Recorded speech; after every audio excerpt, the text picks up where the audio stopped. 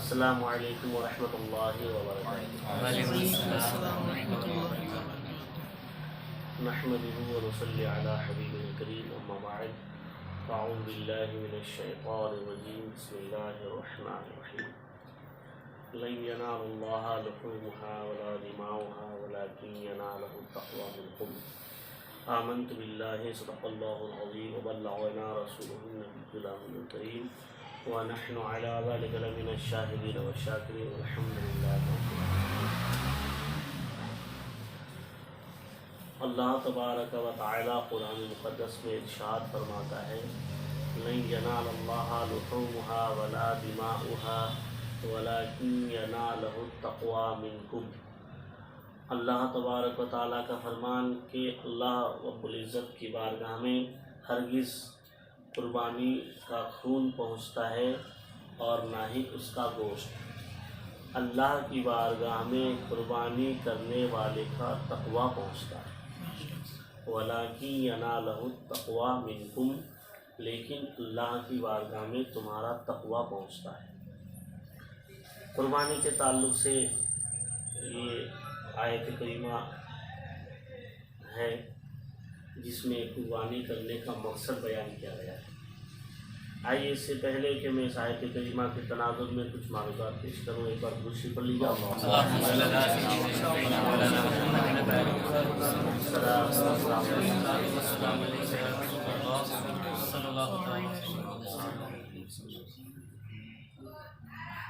اکثر عبادت بلکہ ساری عبادتوں کا مقصد تقویٰ حاصل کرنا ہے، اور تقویٰ کے ذریعے سے دل میں خوف خدا، محبت رسول، اور پھر اس کے ذریعے سے اللہ کی رضا حاصل کرنا۔ ساری عبادتوں کا مقصد اللہ کی رضا حاصل کرنا ہے۔ ساری عبادتوں کا مقصد اللہ کی رضا حاصل کرنا ہے، چاہے وہ عبادت نماز کی شکل میں ہو، روزے کی شکل میں ہو، حج وغیرہ کی شکل میں ہو، یا قربانی کی شکل میں۔ قربانی کے بارے میں بھی اللہ نے صاف فرمایا کہ تمہارا گوشت، تمہارا خون قربانی کا اللہ کی بارگاہ میں نہیں پہنچتا ہے، تمہارا تقویٰ پہنچتا ہے۔ ایسی اللہ تعالیٰ نے روزے کے تعلق سے بھی ارشاد فرمایا، کتب علیکم الصیام کما کتب علی الذین من قبلکم لعلکم تتقون، کہ اے ایمان والو تم پر روزے فرض کیے گئے ایسے بھی جیسے اگلوں پر فرض کیے گئے تھے۔ کیوں مقصد یہاں بیان ہو رہا ہے، لعلکم تتقون، تاکہ تم متقی پرہیزگار بن جاؤ۔ تو روزے کا مقصد بھی تقویٰ حاصل کرنا ہے، اور یہاں بھی تقویٰ ہی کے ذریعے سے، اور اللہ تبارک و تعالیٰ نے پھر اپنے قرب کا ذریعہ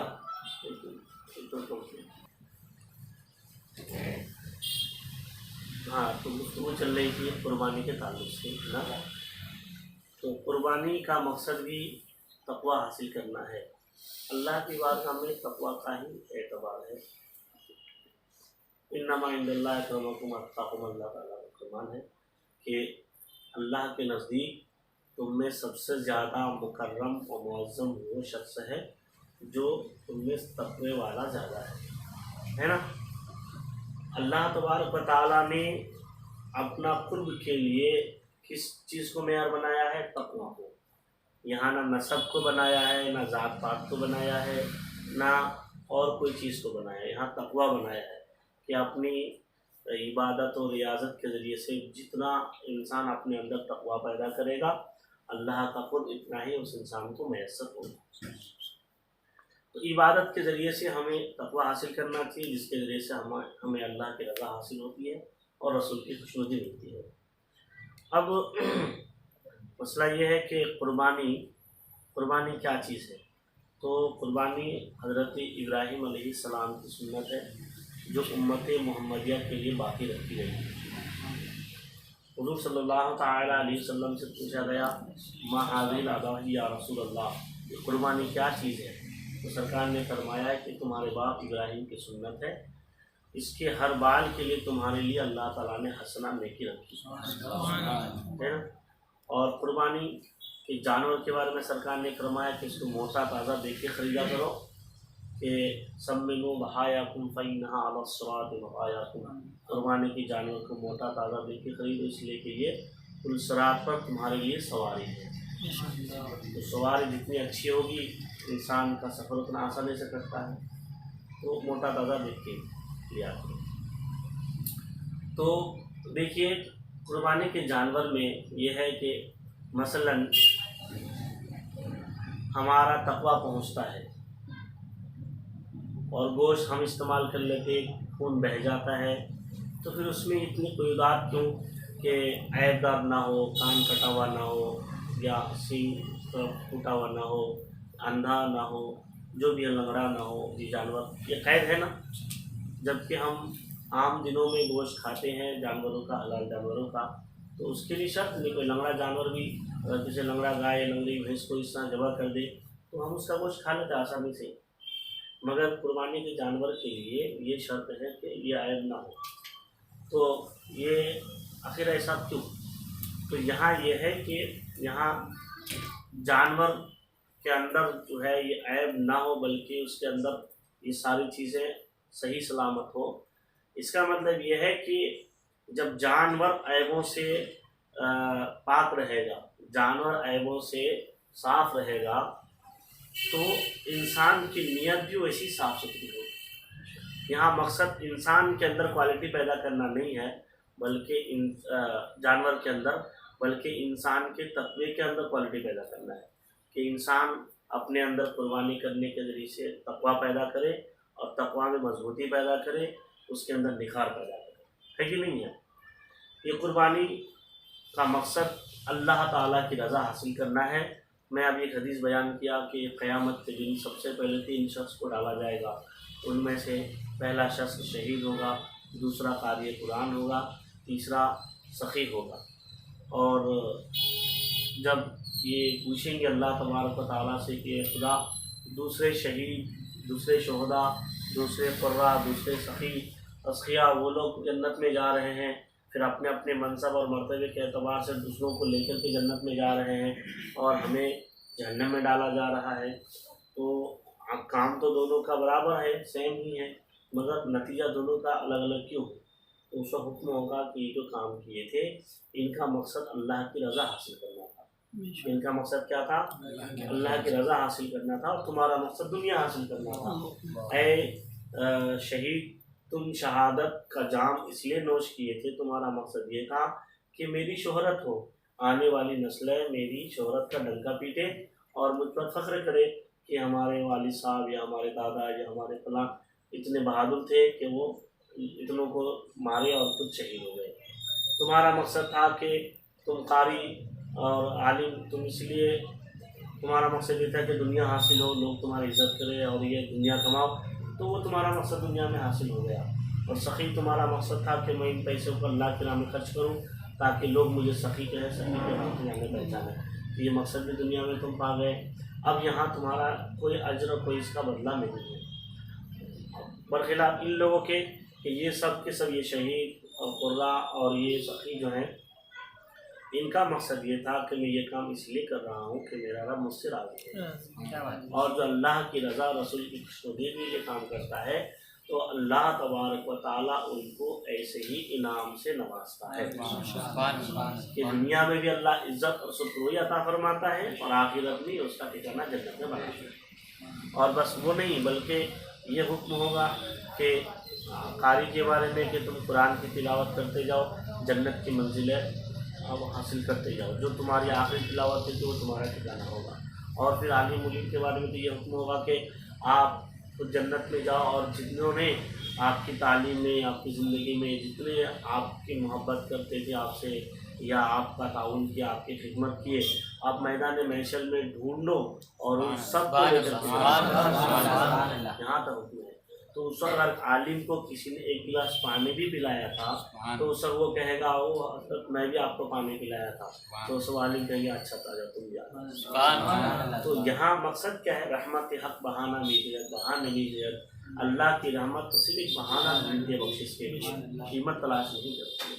تو بہانہ چاہیے، ٹھیک ہے یہ میرا بندہ ہے، یہ ان کے ذریعے سے جنت میں چلا جائے، اللہ نے جہنم بنایا ضرور ہے مگر خدا نہیں چاہتا کہ میرا بندہ جہنم میں جائے، ہے کہ نہیں؟ اس لیے جہنم سے بچانے کے لیے اللہ نے نبیوں کی اتنی بڑی جماعت کو پیدا فرمایا اور پھر کتابیں نازل فرمائی اور پھر قیامت تک اپنے مخصوص بندوں کے ذریعے سے اللہ کا پیغام اپنے بندوں تک اللہ پہنچائے، ہے کہ نہیں؟ ہم یہاں سن رہے سنا رہے ہیں، یہ اللہ کی توفیق سے ہی ہو رہا ہے۔ اللہ چاہتا ہے کہ ہم راست پر چلیں اور غلط راستے سے ہم ہٹ جائیں، ہم اس سے بچ جائیں۔ اس کے لیے اللہ نے ہمارے لیے ماحول بنایا کہ آپ اور ہم یہاں بیٹھ کے سن رہے ہیں اور سنا رہے ہیں۔ اللہ تعالیٰ ہم سب کا جمع ہونا قبول کرنا۔ آمین۔ قربانی یہ ہر صاحب نصاب پر، عاقل بالغ مرد مقیم پر صاحب نصاب پر کیا ہے؟ صاحب نصاب مطلب یا تو 7.5 تولہ سونا ہو یا 52.5 تولہ چاندی ہو یا دونوں میں سے کسی کے برابر مقدار کی کسی کے پاس رقم ہو، یا تھوڑی چاندی ہے تھوڑا سونا ہے اور دونوں میں سے کسی کو بیچیں گے تو کسی کا نصاب پہنچ جائے گا اس قسم کو، یا تھوڑی چاندی تھوڑا سونا تھوڑی رقم ہے سب کو ملائیں گے تو کسی کو ایک نصاب، مثلا چاندی کا نصاب کم ہے وہ نصاب پہنچ جائے گا۔ چاندی کا نصاب سمجھیے کہ زیادہ 52.5 تولہ چاندی ہے تو 40-42 ہزار یا 45 ہزار یا فور ایگزامپل 1,000 بھی اگر ہم مان لے رہے ہیں فور ایگزامپل تو 50,000 52,000 روپے کسی کے پاس اگر ہے تو وہ صاحب نصاب ہے۔ اچھا، یہ صاحب نصاب کے لیے سال گزرنا بھی ضروری نہیں ہے، یا ایام قربانی میں اگر ان 3 دن کے اندر کسی کے پاس یہ نصاب ہو گیا تو ان کے اوپر قربانی واجب ہے۔ اس میں کھیتی بھی جوڑی جاتی ہے، جیسے کھیتی اگر 2 مکان ہے، ایک مکان خود رہ رہے ایک مکان کرائے پہ ہے تو مکان کی قیمت بھی جوڑی جائے گی۔ اور ایسے ہی مان لیجیے کہ 2 گاڑی ہے، ایک گاڑی استعمال میں ایک گاڑی ویسے رکھی رہتی ہے وہ بھی جوڑا جائے گا۔ کپڑے ایکسٹرا رکھے ہوئے ہیں ہمارے استعمال میں نہیں ہے اس کی قیمت بھی جوڑی جائے گی۔ یعنی صاحب نصاب ہونے کے لیے ضرورت اصلیہ حاجت اصلیہ کے علاوہ جو بھی چیزیں ہیں وہ سب شمار ہوگا۔ ایسا نہیں کہ ہمارے پاس تو رقم ہے ہی نہیں، مطلب گاڑی ہے وہ ہے تو وہ سب جوڑا جائے۔ تو ایسے ہی گھر سے جتنے افراد ہیں، اب مان لیجیے کہ گھر میں کمانے والا ایک شخص ہے مگر ایسی جائیداد ہے جس کے سب مالک ہیں، مان لو جائیداد ہے بھائی 4 بھائی ہیں، ایک ہی ذمہ دار ہے اور اس میں جو جتنی جائیداد ہے سب برابر کے مالک ہیں تو سب اس کو جوڑ کر کے چاروں میں تقسیم کیا جائے۔ اگر نصاب کو پہنچ رہا ہے سب کا نصاب پہنچ رہا ہے تو سب پر قربانی واجب ہے، اور کسی کا نہیں پہنچ رہا تو کسی کو واجب نہیں، ایسا ہے۔ اور بعض لوگوں کا یہ بھی سوال رہتا ہے کہ میں پہلی بار قربانی کر رہا ہوں تو پہلے سرکار کے نام پہ پھر ماں باپ کے نام پہ پھر اپنے نام پہ۔ دیکھیے یہ اپنے اعمال کا ثواب جسے چاہے پیش کر سکتے ہیں، مگر یہ تو قسمت کی بات ہے اور سعادت کی بات ہے کہ امت اپنے نبی کے نام پر قربانی کرے، کیونکہ سرکار نے ہمارے نام پر امتوں کے نام پر قربانی کی، تو یہ سعادت کی بات ہے۔ مگر اگر آپ کے اوپر اگر واجب ہے تو پہلے آپ کو واجبیت ادا کرنا ضروری ہے، پھر اللہ نے توفیق دیا ہے تو سرکار کے نام پہ کرے، کسی ولی بزرگ کے نام پر، والدین کے نام پر، مرحومین کے نام پر، جس کے نام پہ آپ کر سکتے ہیں، پہلے اپنے نام پر۔ اور اس کے بعد یہ قربانی ایسا نہیں ہے ایک بار کر لیے تو زندگی بھر کے لیے معافی ہو گئی، ایسا نہیں ہے۔ یہ حج ایک ایسا رکن ہے کہ زندگی میں یہی ایک مرتبہ فرض ہوتا ہے، ایک بار ادا کر دیے تو اب زندگی بھر کے لیے حج صاف۔ مگر یہ عبادت ایسی ہے کہ جب وقت آئے گا اگر وہ شرطیں پائی جا رہی ہے تو واپس سے فرض یہ واجب ہو جائے گا۔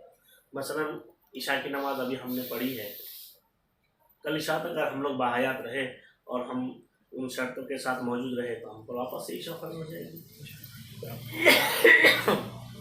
ایسے ہی قربانی، جب تک قربانی کا وقت آئے گا، قربانی کی جو شرط ہے وہ پائی جائے گی تو قربانی ہر سال اس انسان کے اوپر واجب ہے، ایک بار کر لینے سے بڑے ذمہ نہیں ہوتا ہے۔ اب قربانی کے گوشت کا کیا کرنا چاہیے؟ تو قربانی کے گوشت کا صحیح طریقہ یہ ہے کہ اس کو تین حصے کیے جائیں، 3 حصوں میں سے ایک حصہ خود کے لیے رکھے، ایک حصہ دوست احباب میں تقسیم کریں، ایک حصہ غریبوں میں تقسیم کریں۔ اور اگر مان لیجیے گھر میں افراد زیادہ ہیں تو پورا گوشت بھی رہ سکتا ہے، اس میں کوئی قباحت نہیں ہے۔ بعض دفعہ ایسا ہوتا ہے کہ مرحومین کی طرف سے یہ وصیت ہوتی ہے کہ میرے نام پہ قربانی کر دیں، تو اگر مرحوم نے وصیت کی تھی اور ان کی وصیت کے مطابق قربانی کی گئی تو اس گوشت کو قربانی کرنے والا اور غنی نہیں کھا سکتے، بلکہ اس کو غریبوں میں سب تقسیم کرنا پڑے، پورا گوشت صدقہ کرنا پڑے۔ وصیت نہیں ہوگی اگر ایسی اگر وصیت نہیں ہے، ویسے ہی کوئی قربانی کر دے اپنے مرحوم کے نام پر تو وہ کھا سکتے، ویسے ہی جیسے آپ کی قربانی کا گوشت ہے ویسے اس گوشت کا بھی حکم ہے، چاہے تو پورا بانٹ دیں، چاہے تو پورا رکھ لیں، چاہے تو اس کے 3 حصے کریں اور اپنے اپنے اعتبار سے تقسیم کریں، ہے نا۔ آج کل غائبانہ قربانی عوام میں مشہور ہے کہ قربانی غائبانہ، مثلا قربانی غائبانہ کا مطلب یہ ہے، اور یہ بھی لکھا رہتا ہے پیمفلیٹ میں بغیر گوشت کا، بغیر گوشت کی قربانی کون سی ہوتی ہے؟ بغیر گوشت کی، یہ نہیں لکھنا چاہیے، بلکہ یہ مفہوم غلط بتایا جا رہا ہے، بلکہ یہ ہے کہ قربانی علاقے سے باہر کسی دوسری جگہ ہوگی اور گوشت آپ تک دور ہونے کی وجہ سے نہیں پہنچایا جائے گا، وہ گوشت وہاں کے ضرورت مندوں میں تقسیم ہو جائے گا، یہ مطلب ہے اس کا، ہے نا۔ تو یہ اب چونکہ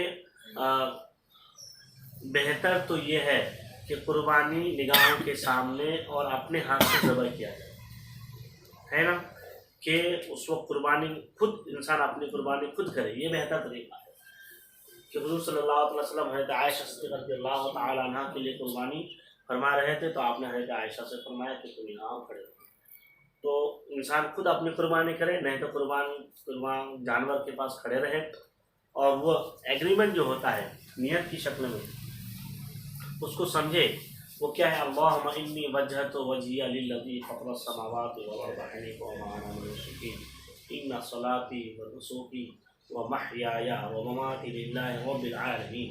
یہ اگریمنٹ کیا جاتا ہے کہ یا اللہ میری جانی مالی ساری عبادت اللہ تبارک و تعالیٰ کے لیے، ان صلاتی و نسکی و محیایا و مماتی للہ رب العالمین، اے اللہ میری موت، حیات، میری نماز، میری روزی، ساری چیزیں اللہ رب العزت کے لیے۔ اب ہم یہ عہد کرتے ہیں کہ میرا مرنا بھی ہوگا تو حکم خدا کے مطابق، میرا جینا بھی ہوگا تو حکم خدا کے مطابق، فرمان خدا کے مطابق، تو ہم ایگریمنٹ کر لیتے ہیں، اور اس وقت اس جانور پہ چھری نہیں چلاتے، بلکہ ہم ایک جانور کی شکل میں اپنے نفس پر چھری چلاتے ہیں کہ اے نفس تو دیکھ لے، آج کے بعد سے میں نے تیری تمام باتوں پر میں نے چھری چلا دی ہے، آج سے میں چلوں گا تو حکم خدا پر، فرمان مصطفیٰ پر۔ یہ قربانی کا مقصد ہے۔ تو یہ انسان تو بہتر تو یہ ہے خود ذبح کرے اور اس کو سمجھے، اور آج کل حالات کی وجہ سے جس دیار میں ہم اور آپ رہ رہے ہیں تو یہاں یہ چیزیں ذرا مشکل ہو گئی ہے، یہ ممکن ہے ہی نہیں۔ اب چونکہ یہ ہے کہ یہاں پہلے یہ آسانی تھی کہ بھائی ایک جانور لے لیا جاتا اور وہ جانور 10-15 ہزار میں آ جاتا، اس میں گھر کے 7 افراد کے نام ہو جاتے تھے، قربانی ہو جاتی تھی۔ آج اس کی ممانعت ہو گئی ہے، ممانعت ہو دی گئی ہے۔ اب وہ جو بکرے کی شکل میں ہے جانور، تو وہ اگر گھر میں 7 افراد ہیں تو 7 بکرے لینا بہت محال نہیں، ناممکن نہیں تو مشکل ضرور ہے، کیونکہ اتنے حالات نہیں، بکرے کم سے کم 15 سے 20 ہزار کے آتے ہیں، تو اتنے لاکھ 1.5 لاکھ 2 لاکھ قربانی کے لیے اتنا بہت مشکل امر ہے ان حالات میں۔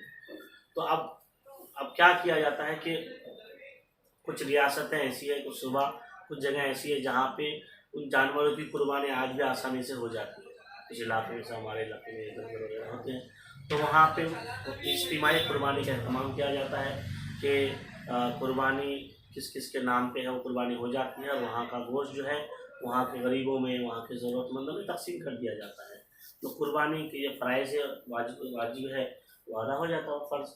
اور کیونکہ دیکھیے اللہ تبارک و تعالیٰ، ہم قربانی کس کے لیے کر رہے ہیں؟ اللہ تعالیٰ کے لیے، تو ایسا تو ہے نہیں ہم دیکھیں نہ دیکھیں، خدا تو دیکھ رہا ہے کہاں قربانی ہو رہی ہے۔ تو بس یہ ہے کہ جس کو آپ دے رہے ہیں وہ امین ہو، امانت دار ہو، وہ بس امانت کے ساتھ آپ کی امانت جس طرح آپ نے دی ہے وہ اس کو انجام دے دے، یعنی قربانی کر دے، اور یہ آسان صورت ہو جاتی ہے۔ مثلا جو بھی ہے 1.5-2 ہزار ایک حصہ ہو جاتا ہے، تو اس میں اگر 7 دے تو بہت مطلب کم رقم میں ایک بکرے کے جانور میں سمجھیے کہ 7-8 افراد کی قربانی ہو جاتی ہے، تو یہ سہولت لوگ اپنائے ہیں، تو یہ چیزیں ہیں، یہ بھی صحیح ہے طریقہ، بس یہ ہے کہ قربانی ہو جانی چاہیے۔ اللہ تعالیٰ جو کر رہے ہیں ان کو بھی اور جو کرا رہے ہیں ان کو بھی اللہ اجر عطا، اور یہ اللہ تعالیٰ ہمارے لیے ساری عبادتیں آسان سے آسان کریں، تو یہ بھی صحیح ہے۔ اس کے بعد دوسرا مسئلہ یہ ہے کہ اگر کسی نے منت مانگ لی ہے کہ یہ کام میرا ہو گیا تو میں قربانی کر دوں گا، تو اس گوشت کو بھی نہیں کھا سکتے، اس کو بھی پورا صدقہ کرنا پڑے گا یہ۔ اور اگر اس میں سے کھا لیا، علم نہیں تھا اور اس گوشت کو کھا لیا تو اس کی قیمت صدقہ کرنا پڑے گا، جتنا کھایا اس کو، جو بھی کھایا اس کی جو بھی قیمت ہوتی ہے اس کو صدقہ کر دے، اللہ سے معافی، یہ طریقہ ہے۔ اور قربانی کے تعلق سے اگر آپ کے ذہن میں کوئی سوال ہیں تو آپ لوگ پوچھ سکتے ہیں۔ تو بچہ ہے کہ اگر تین حصہ نہیں نکالے گھر میں افراد زیادہ ہے تو رکھ سکتے ہیں؟ پورا رکھ سکتے ہیں، کوئی حرج نہیں۔ اور قربانی کے بارے میں، ذبح کے بارے میں یہ ہے جو کہ بکرا 1.5 سلے میں، وہ 2 سلے میں، یہ بس جہالت پر مبنی باتیں ہیں، ایسا کچھ نہیں ہے۔ بلکہ قربانی یہ ہے کہ تیز چھری سے ذبح کیا جائے اور اس طریقے سے کہ 4 نس جو ہے وہ چاروں کٹ جائیں، کم سے کم 3 کٹ جائیں، اور اس سے اگر کم کٹی، نسیں نہ کٹی اور ویسے ہی جانور تڑپ کے مر گیا تو قربانی تو دور کی بات ہے، وہ جانور ہی حلال نہیں ہوگا۔ مطلب حضرت پوری نس کٹنا چاہیے، تو کٹنا چاہیے، چاہے وہ 1 بار میں ہو یا 2 بار میں ہو، جتنی بار میں ہو، اور تیز چھری سے کاٹے تاکہ جانور کو اذیت نہ ہو۔ جلد سے مطلب وہ 2 دانت کا بکرا، مطلب جانور 2 دانت کا ہونا چاہیے، مسئلہ جانوروں کا قربانی کے جانوروں کے لیے عمر کی بھی حد بندی ہے۔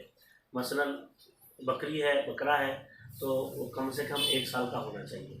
اس کے لیے یہ 2 دانت یہ علامت ہے، 2 دانت شرط نہیں ہے، شرط 1 سال ہونا ہے۔ کیا ہے؟ 1 سال ہونا یہ شرط ہے۔ اب 1 سال ہوا کہ نہیں اس کے لیے ہم کیسے پہچانیں؟ تو اس کی عرف عام میں علامت ہے کہ 2 دانت آ گئے اگر تو سمجھ لو 1 سال کا یہ بکرا ہو گیا ہے، وہ علامت ہے پہچاننے کے لیے۔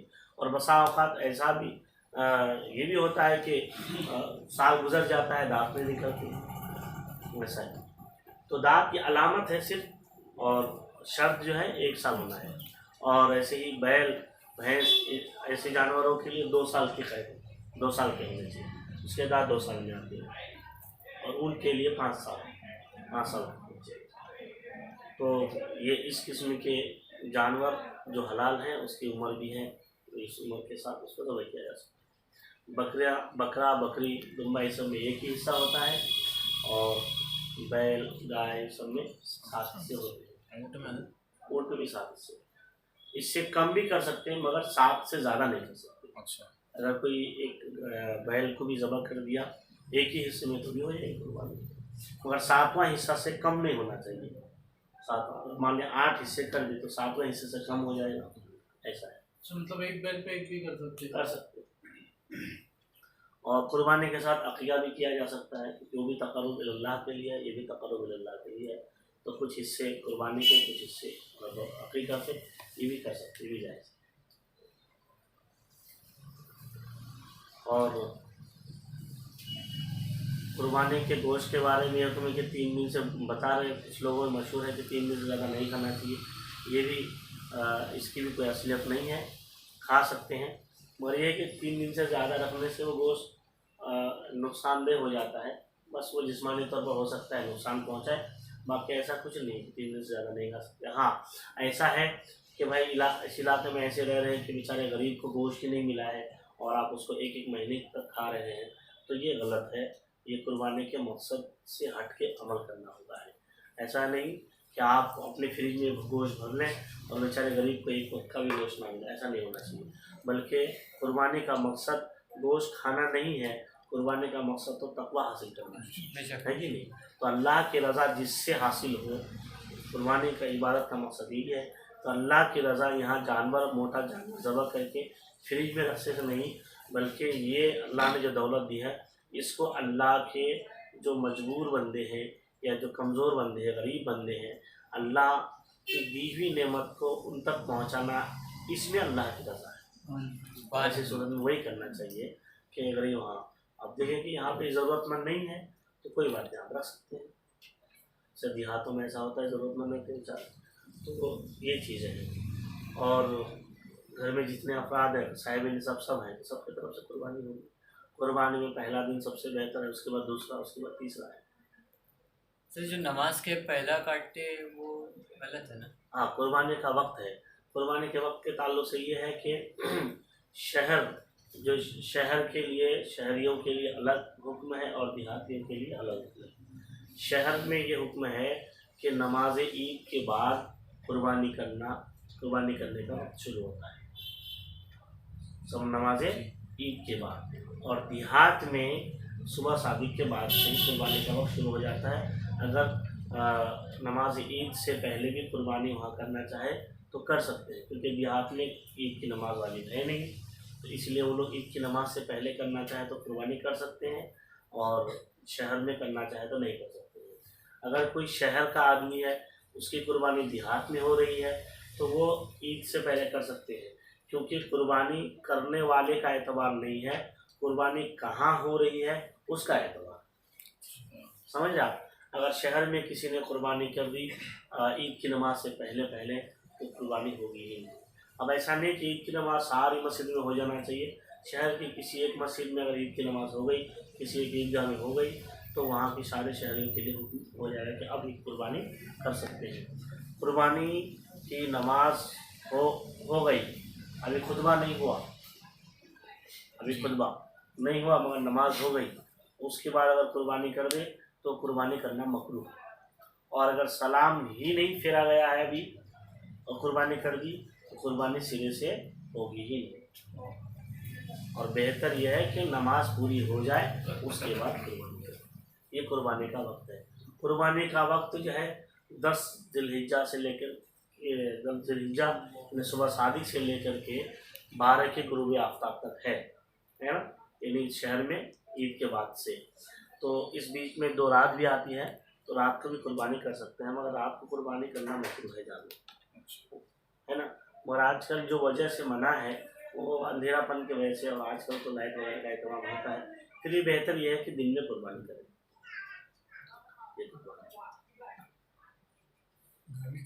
अगर किसी के ऊपर कुर्बानी वाजिब थी और वक्त निकल गया तो अब वो बाद में उतना सदका कर दे, मगर ये है कि अय्याम कुर्बानी में अल्लाह तबारक व तआला के नज़दीक कुर्बानी करने से ज़्यादा अमल नहीं है। ताकि ये भी आया है कि अगर कोई ओहद पहाड़ के बराबर सोना खर्च करे, कुर्बानी के अय्याम में कुर्बानी ना करे, तो अल्लाह को वो अमल इतना पसंद नहीं जितना कुर्बानी करना। जी आप क्या कर रहे थे? घर में 6 अफराद हैं और एक बकरा लेंगे तो किसके नाम से कुर्बानी करेंगे? पापा के नाम से, अम्मी के नाम से, मेरे नाम से? तो उसमें जो साहिब निसाब उनके नाम पे, अगर आप लोग सब हैं साहिब निसाब तो सबके ऊपर कुर्बानी वाजिब है, और कोई नहीं है, किसी को साहिब निसाब कोई भी नहीं है, तो वो आपकी मर्ज़ी है, आप चाहे अपने नाम पे करें, वालिदैन में से किसी के नाम पे कर दें। एक नफिल कुर्बानी अपने हम तो फैमिली एज अ फैमिली रहते हैं, तो फैमिली रहते हैं, मगर कैसा है कि घर की जिम्मेदारी एक मसलन माल और दौलत जो भी है, सोना चांदी, तो वो किसके पास है, वो किसकी मिल्कियत में है। उमूमन ऐसा होता है कि औरतें इस्तेमाल करती हैं, मगर मालिक घर का जो बाप है वो होता है ना, बाप जब तक जिंदा है तो साहिब निसाब बाप कहा जाएगा। या अगर माँ को उनके मैके से मिला है या उनके शोहर ने दे दिया है हमेशा के लिए, तो वो मालिक हो गई, तो वो साहिब निसाब है, तो उनके ऊपर है। और आप कमा रहे हैं, आपके ऊपर भी बैलेंस है 50-60 हज़ार रुपये, 40-50 हज़ार रुपये बैलेंस अगर है तो आपके ऊपर भी कुर्बानी है। आप अपने बाप या अपनी माँ के नाम पे करके अपनी जिम्मेदारी से सूद हासिल नहीं कर सकते हैं, बल्कि आपको भी कुर्बानी करना पड़ेगी। तो ज़रूरी नहीं कि बकरे ही की करें आप, और बड़े जानवर में हिस्सा भी। गाँव वालों पे ईद की नमाज मतलब ईद की नमाज वाजिब है, आपके ऊपर लोग पे नहीं वाजिब है और अपने पे वाजिब है। ईद और जुमा के लिए कुछ शर्तें हैं, तो देहात में वो शर्तें नहीं पाई जाती, लेकिन ऐसी ईद और जुमा की नमाज उस जगह पे होगी जहाँ के शहर हो, यानी ज़रूरत की हर चीज़ वहाँ मिलती हो। तो देहात में ज़रूरत की हर चीज़ कहाँ मिलती है, थोड़ी सी चीज़ ज़रूरत पड़ी तो उसको शहर की तरफ भागना पड़ता है। अब यहाँ आप ऐसी जगह पे हो, आपके हर ज़रूरत की चीज़, कोर्ट कचहरी भी है, यहाँ हर ज़रूरत की हर चीज़ आपको मिल रही है, कहीं नहीं जाना है। آپ کو مخصوص ادھر چلے گئے اور 1-2 کلومیٹر کے آس پاس میں آپ کو ہر چیز مل جائے گی، اور دیہات میں خاص کر کے اپنا ایریا چھوڑ کے ان کو شہر جانا پڑتا ہے. تو ان کی سہولت کے حساب سے شریعت نے ان پر یہ کر دیا کہ تم پر واجب نہیں، پڑھیں گے تو ثواب ملے گا. جمعہ بھی نہیں ہے، جمعہ میں جمعہ تو فرض ہے نا. جمعہ فرض نہیں، ظہر فرض ہے.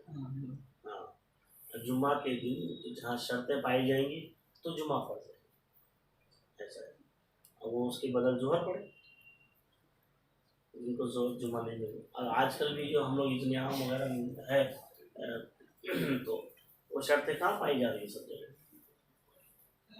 مگر حضور اعلیٰ حضرت نے فرمایا ہے کہ جہاں پہ کافی دنوں سے دیہاتوں میں جمعہ ہو رہا ہے وہاں منع نہ کیا جائے، کہ عوام جس طریقے سے جمعہ کے دن ایک نئی امنگ کے ساتھ لوگ نوجوان آتے ہیں نماز پڑھنے کے لیے، تو جس طرح خدا کو یاد کرے بہتر ہے وہ لوگوں کو منع نہ کریں کہ لوگ جمعہ پڑھتے پڑھتے وقتی نماز پڑھنا شروع کر دیتے ہیں، 5 وقت نماز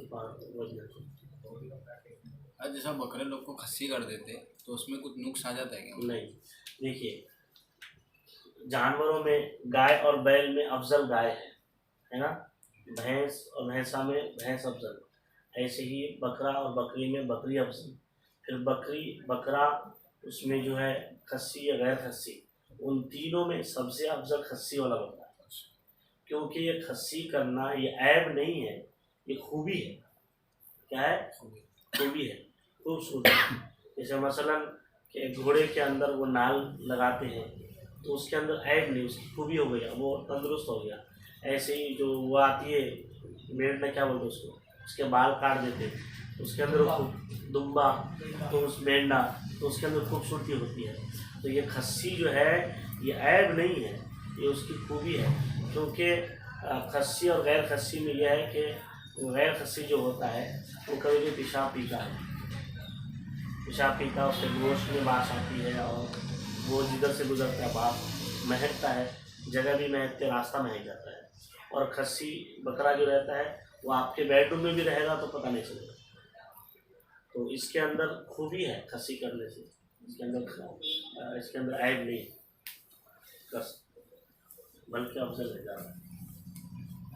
بکری کی بھی قربانی کر سکتے. اور کچھ مسائل پوچھیے آپ لوگوں کو ذہن میں آ رہا ہو تو. اچھا، اگر بکری گاو ہے مطلب بچہ دینے والی اور اپنے کو پتہ نہیں ہاں اور ذبح کر دیے تو پھر اس کو بچے کو بھی ذبح کرنا پڑا. ہاں، بچے کو بھی ذبح کر کے اگر استعمال کے قابل ہے تو اس کو بھی استعمال کر سکتے، نہیں تو ذبح کر کے اس کو کہیں دفنانا چاہیے. اس پہ تو زیادہ 1 سال نہیں ہوا ہوگا نا اس پہ، کیا؟ بچے پہ جیسے کہ شرط ہے نا 1 سال ہونا چاہیے. تو آپ قربانی بچے کی تھوڑی کر رہے ہیں، تو بچے کی ماں کی کر رہے ہیں نا. ماں تو 1 سال کی ہو گئی اور بچہ تو ویسے نکل کے آپ کے سمجھ بینیفٹ میں آ گیا وہ، تو اگر وہ استعمال کے قابل ہے تو کر سکتے اس کا گوشت وغیرہ نکال کے. اگر آپ کو نہیں ہو رہا ہے گھومنے یا ایسا کراہٹ ہو رہی ہے تو اس کو ویسی ذبح کر کے دفن کر دیں.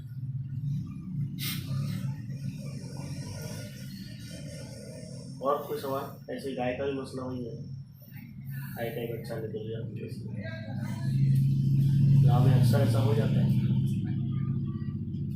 سب علاقے میں کہیں نہ کہیں خبر آتی ہے کہ ان کے قربانی کی گائے، حالانکہ بیچارے دور دے کے بھاگ جاتے ہیں اور کسان کو بھی نہیں پتہ چلتا ہے.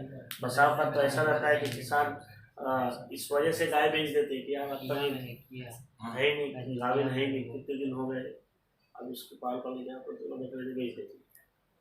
اور جتنی اس کی جو آئیڈیا ہے کسان لوگ کے سب دیکھ لیتے، وہ ایک ڈنڈا رکھتے چلا کے دیکھتے، پیر اٹک گیا تو سمجھو بچہ ہے، نہیں ہے تو نہیں ہے. تو ساری تدبیریں کبھی کبھی فیل ہو جاتی ہیں، نہیں اندازہ ہو پاتا ہے.